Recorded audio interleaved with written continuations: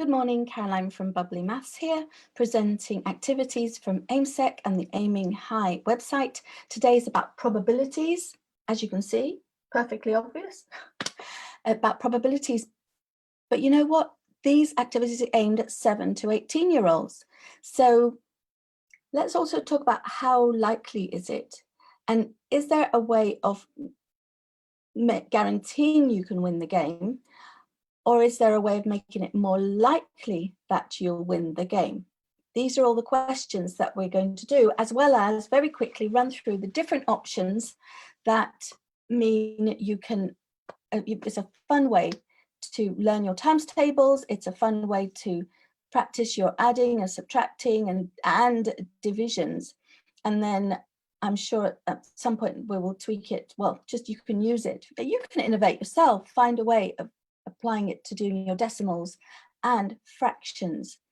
That would be great. I'll probably put some of those on YouTube. I'll probably make some videos how you can practice your fractions and your decimals using this game on YouTube. So welcome. Thank you for joining us. And just going to share, a watch party so that other people can come and join us. Quick, start. It takes time and it's quite frustrating. And let me just put the resource. So I've put the activity on the Aiming High website. It's in the description above.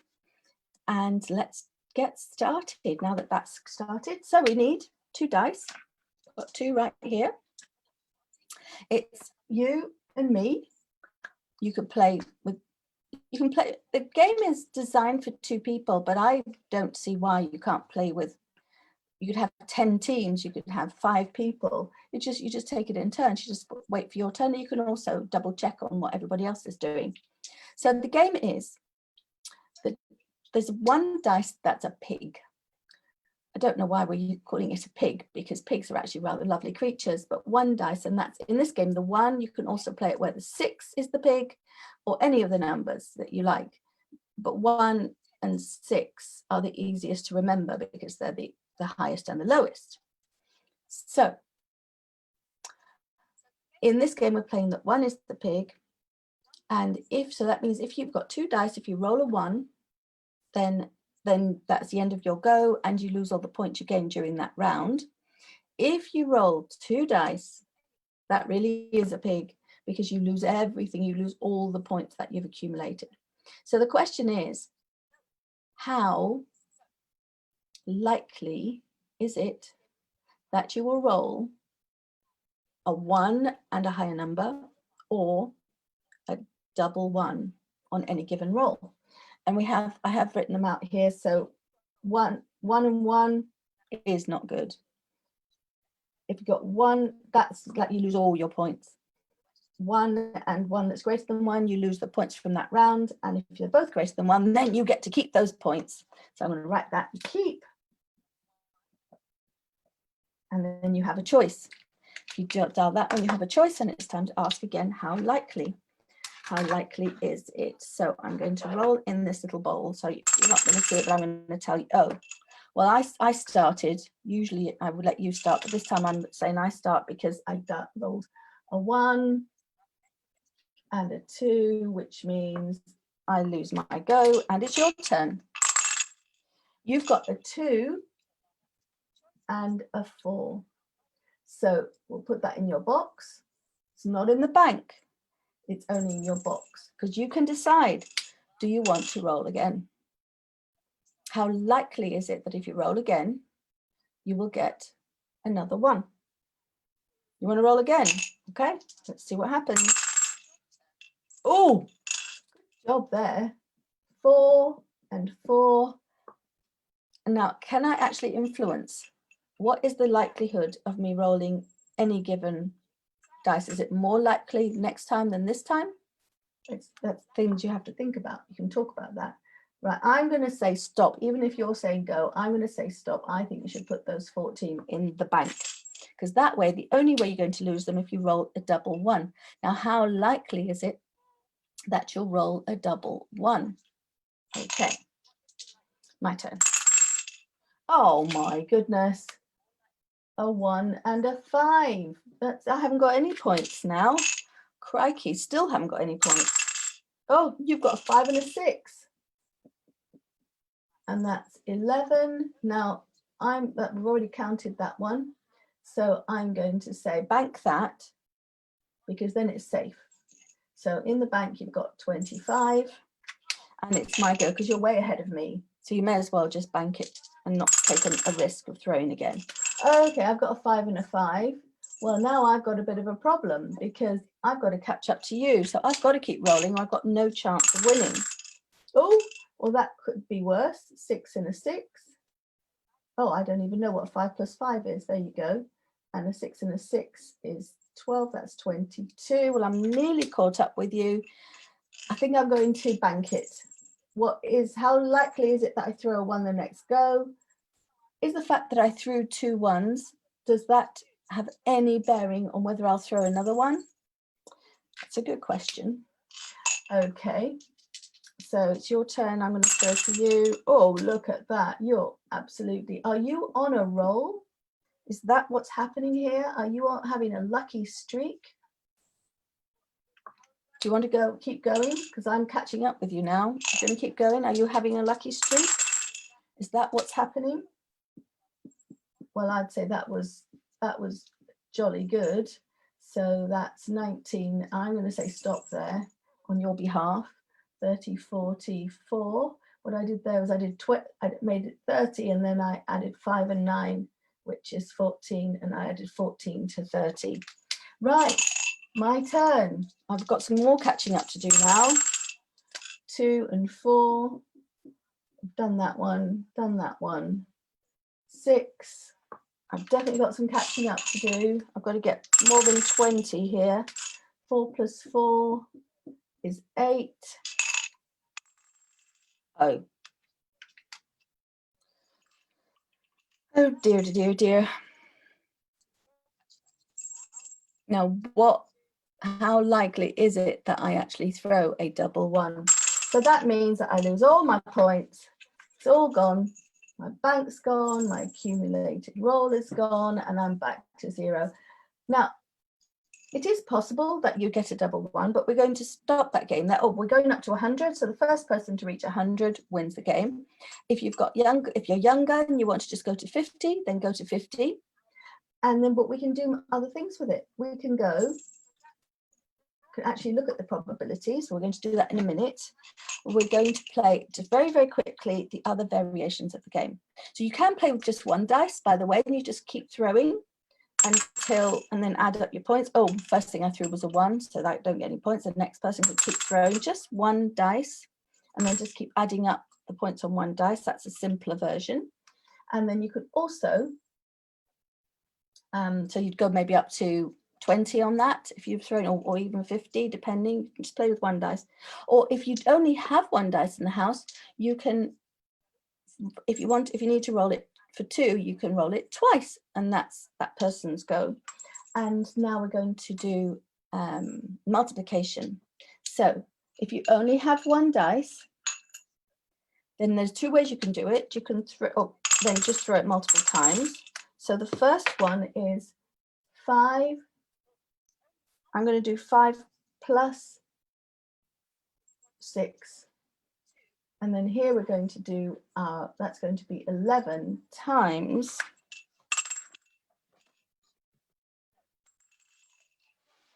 another 2, 2 plus 3. So for this one, you have to roll 4 times on every go. So how likely is it that you're going to roll a 1 if you're rolling 4 dice or 4 times in one every time you roll? So that's times 5. So what you get to put in the bank if you want to keep it is 55. So for this one, I'm going to bank that one. And then this one, you might go up to 200 or even 500. It might be your target because you might have bigger numbers. And if you want to limit it to 10, if you don't want to go to 11 and 12 times tables, then if it's a bigger number, just start roll again. But remember, if you're rolling again, or you could classify anything above 10 is a 10. You could just write it down as a 10 if you only need to go to the 10 times table.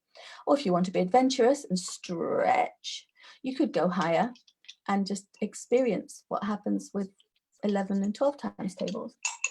Okay, so that's the times table. That you can invent your own ways. Please do make a comment in the notes about your own ways that you've come up with. Then we can do subtraction.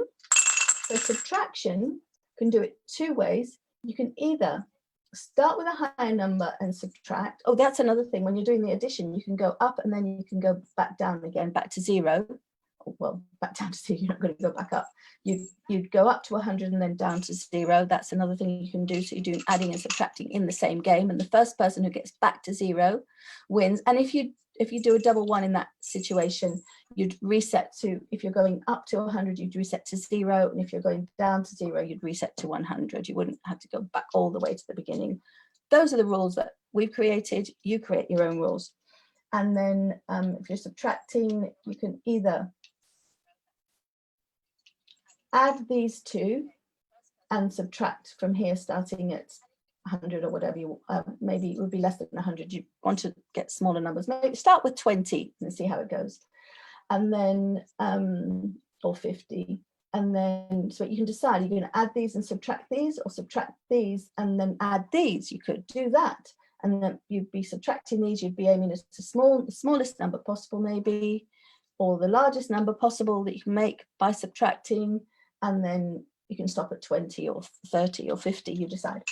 Then my favorite is the division, and you can still play this one. You can still play this for any game to make the biggest number. You could actually have a competition where you just, whoever makes the biggest number by rolling 4 dice. Now you can roll them all at the same time, or you can roll them one at a time if you've only got 4. And there's also an instruction to make a spinner in the activity sheet that there's a link to. They can make a spinner if you don't have a dice at all. Right, so I'm going to roll all 4 at the same time. Oh, I've got a 1. Right, so that's my go. I've got a 1 there, so I missed my turn. Your turn. You've got a 1, so you miss your turn. I've got 2 1s, so I go back to 0, but it doesn't matter. You've got a 1. I've got a 1. Ah, you've got.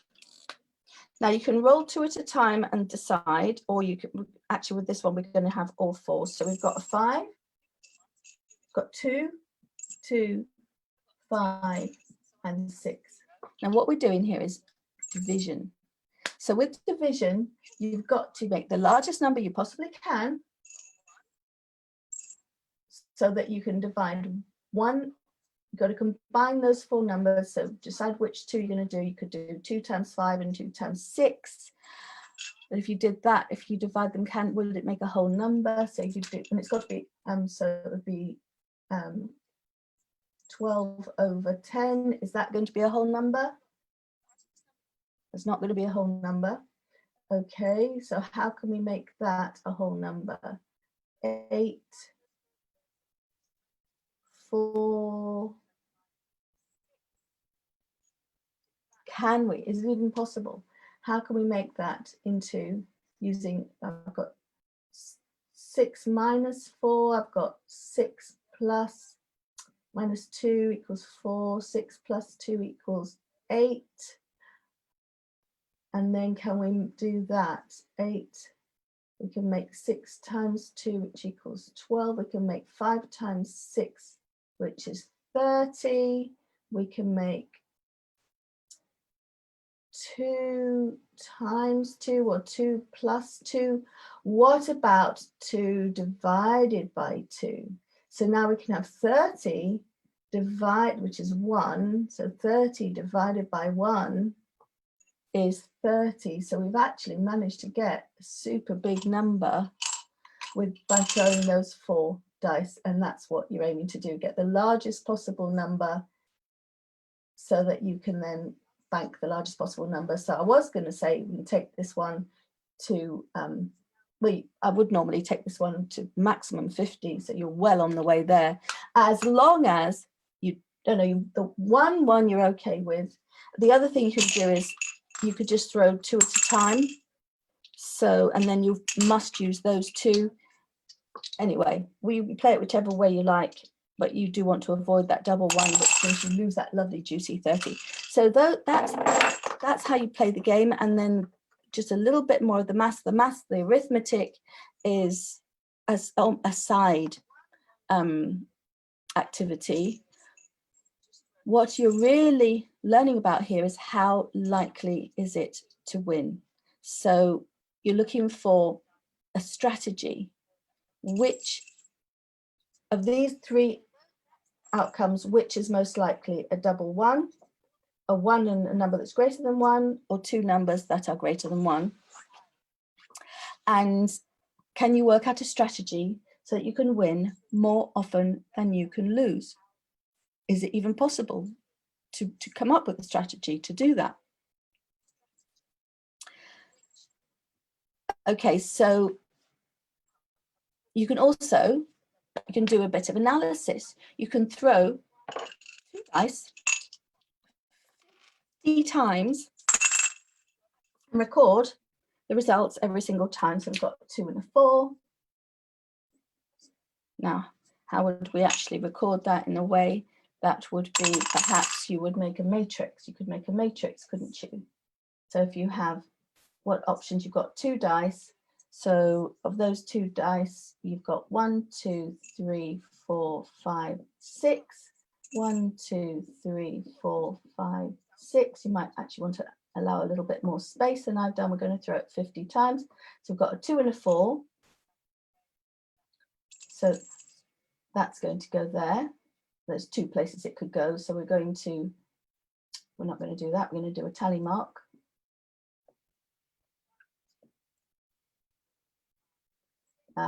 There might be a better way of doing it than that, but that's the way it's coming up right now. But I think there's a better way of doing it. So you can come up with the best way of doing it. A 2 and a 4, a 4 and a 5. 4, I said a 2 and a 4 and I put it there. So that's actually a 4 and a 2. So let's go with the largest first. 5 and 4. 1 tally mark there. A 4 and a 1. 1 tally mark there, and just mark them all out and then see which ones happen more often. Then you can record it, make a graph or some kind of a pictogram to show which has greater. And then depending where you are, this is for 7 to 18-year-olds, you can look at the percentage occurrence for, we're looking for this, we're looking to see the percentage occurrence for these 3 situations: a double 1, a 1 and a number that's greater than 1, and 2 numbers that are greater than 1. So we're looking at everything in this row. We're looking at this in particular, then everything in this row, and then everything else. No, everything here. So in fact, we wouldn't actually be logging anything here.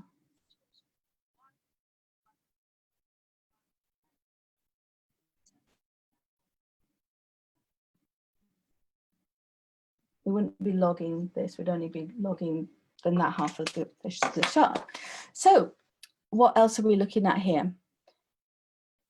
It's all about how likely. So is if you have a run of good or bad luck with this, is that actually fact, or is it just human feelings? So it would be things that have happened in the past may or may not influence, depending. If you're throwing 2 dice, is there a way you can fix the dice without cheating? Now, if you go to university or you learn how to do your additions and subtractions, and then you do a test, it is more likely that you will get the answers right in a test because you've learned something, you've practiced and you've learned something new. The dice, do they learn anything new, or do you learn anything new when you play with them? Look at the probabilities, look at the likelihoods, check it out and see for yourself and find out what is more likely and what is less likely. within that, and just do it, and just keep rolling dice until you find you're satisfied with your conclusion. So the questions you can ask yourself is, does a double one come up more often or less often than a single one? Which is more likely, a double one or a single one? Does a double one come up more often or less often than a pair of numbers without a one? So along here, do any one of these occur more often than any other?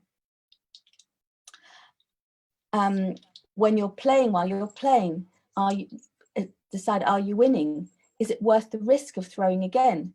And why would you want to go on and throw again? Think about it. Why would you want to go on and throw again? That's risk assessment, that is. And that is a really useful skill in decision making, in life, just in life in general. And it's something you do a risk assessment when you walk out the door. Open the door. Oh, there's a hole in the pavement. I'm not going to step on that. You risk assess constantly. You don't walk under a ladder, not because it's superstitious, but because somebody could be up the ladder and they could drop something on your head. That's a risk assessment. And then if you want to stop, why would you want to stop? So be thinking all the time about why and why not. And there's some nice links on here to find out more, and also for the upper learners to actually think, learn and win. Find a strategy, get yourself a strategy. There is a strategy, I'm going to tell you, there is a strategy which makes it more likely for you to win than not. And it's using probabilities.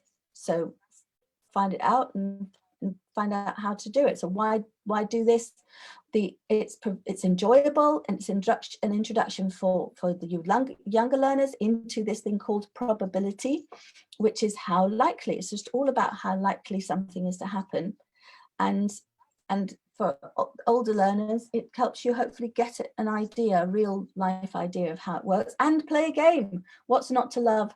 And you can practice your arithmetic and whatnot, which you have to be doing anyway, which will make it so much easier to do those exercises that you're given to do in school, if you're given them to do in school. And so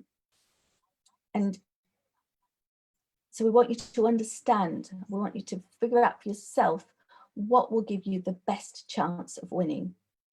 And we want you to be interested in looking at all the possibilities and find a way of depicting them, so that you can send us pictures of how you've recorded it, and then also how you've depicted the outcome. And so we're looking at what most likely means, what least likely means, and what an equal chance means. If it's the equal chance of one thing or another thing happening. We want you to think about all of those things. And you want to, especially for 11 to 14-year-olds, we want you to look at all possible outcomes. Upper primary, you can do this too. Look at all possible outcomes, and then practice and use two-way tables. So thank you for joining us. If you are enjoying these lives, these sessions, please do share them. Please tell other people about them. And please put a post on Facebook and tell people about the group, Making Maths Fun for Kids of All Ages. A big thank you to AIMSEC and on the Aiming High website for their activities that are all low threshold, high ceiling, which means that you can engage everyone in the home into one activity and analyze it in different ways, use different vocabulary, and it's all provided for you in the home learning guides that are attached to the Aiming High activities. And also we are on YouTube, and I'm creating videos. There's two levels of the YouTube. One is we're creating not lives, we're creating pre-recorded videos on the Maths Toys YouTube channel, and we're creating these lives are going up on the Bubbly Maths YouTube channel. We're also talking about maths anxiety, and there are other activities on there, because Bubbly Maths, we make maths fun. We do it with soap bubbles, we do it with balloons, We do it with paper folding. So all of that's on the Bubbly Maths YouTube channel. Thank you for joining us. Now let's have a look at who has joined us. Let me see. We've had John Cooper, that's Frosty. Hello, Russell. Lucy Omar, hello. Tommy, Terry, hello. Andy Davis, Jeff Smith, hello. Noeli from Tanzania has joined us. Oh, I hope you're here right now. Hi, Noeli. So good to see you virtually. Sarah Patterson, and I don't see any comments here, and I can't see the comments if you commented directly in the group. So I'm going to look at those afterwards, and of course I will respond afterwards. So thank you so much for being here, and got to find the right place to click. See, 10 o'clock, 34 minutes. We'll do a live for early years for the 4 to 7 year olds.